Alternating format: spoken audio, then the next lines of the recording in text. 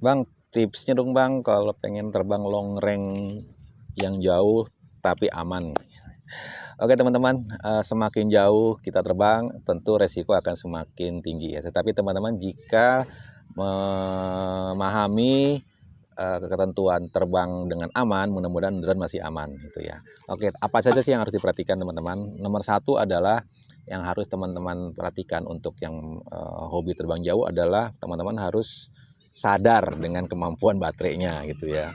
Jadi kalau untuk terbang RTH itu amannya adalah itu 50% berangkat, 50% pulang gitu ya. Itu standarnya itu teman-teman ya untuk kemampuan baterainya gitu loh. Nah, makanya kalau mau aman ya sebenarnya 60% itu baterai, ketika sudah 60% itu wajib RTH di jarak berapapun teman-teman ya.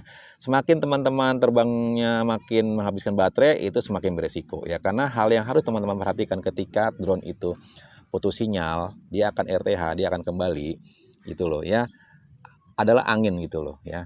Kalau teman-teman berangkatnya itu ketika pulang ternyata melawan angin, tentu akan lebih menyedot baterai teman-teman. Itu yang harus teman-teman perhatikan ya. Jadi kalau terbang long range itu nomor satu teman-teman cek kondisi angin ya.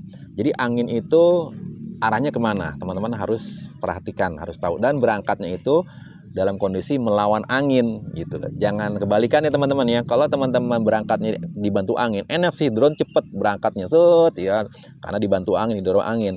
Nanti pada saat pulang akan kewalahan. Kenapa? Karena dia akan otomatis lawan angin. Nah, ketika lawan angin itu konsumsi baterai itu bisa 2 kali lipat habisnya ya, lebih cepatnya ya. Bayangkan kalau baterai kondisinya sudah 50% dan pulangnya lawan angin.